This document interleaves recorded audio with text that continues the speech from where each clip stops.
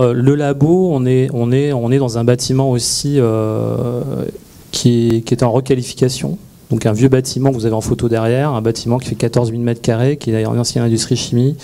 qu'on a requalifié, la maîtrise d'ouvrage sur la métropole. On a fait des marchés de travaux, donc on est en maîtrise d'ouvrage direct avec des marchés publics. Les marchés de travaux ont commencé avant les éléments de référentiel, mais il nous a paru pertinent, eu égard à la problématique environnementale qui s'oppose à tous les territoires d'agglomération, là les plans climat, air, énergie territoriale,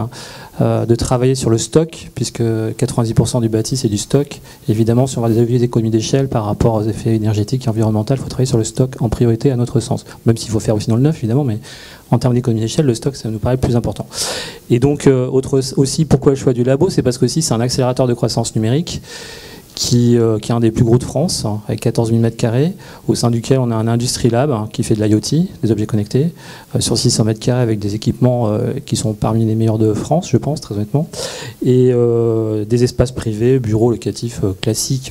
d'un accueil de start-upers dans le numérique, avec un accompagnement Village by CA, plus une technopole intégrée, plus un Crésit intégré qui est spécialisé dans les courants faibles. Donc on est en train de créer tout un écosystème au sein de ce bâtiment-là. L'idée, c'était que comme on est un bâtiment, un accélérateur de croissance numérique, on voulait aussi, même si nos travaux avaient commencé avant, se benchmarker par rapport au futur référentiel qui sera la norme de demain. Comme nous, on est maîtrise d'ouvrage public et qu'on a aussi donc une casquette d'aménagement du territoire, l'idée d'être ready to services, c'est aussi bien sûr s'intégrer dans une dynamique pour prévoir l'avenir, parce que notre rôle d'aménageur public et notre rôle de développement économique, d'innovation, etc., qui est rattaché à notre territoire, parce qu'on a un territoire métropolitain, on fait partie des 22 métropoles françaises,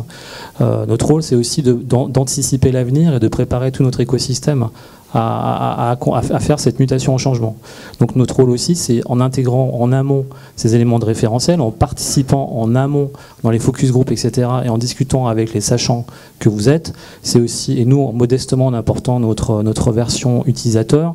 c'est de travailler en intelligence collective, de façon à ce que nous, on s'approprie les futurs standards, les futurs référentiels. Vous avez bien compris qu'on a deux axes principaux,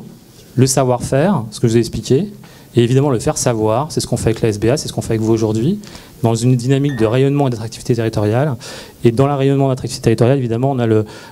on espère, si notre exécutif le veut bien, le passage en R2S sur notre labo, et on vous invitera à venir le voir, bien évidemment, mais vous pouvez d'ores et déjà venir le voir, et je vous convie à venir le voir.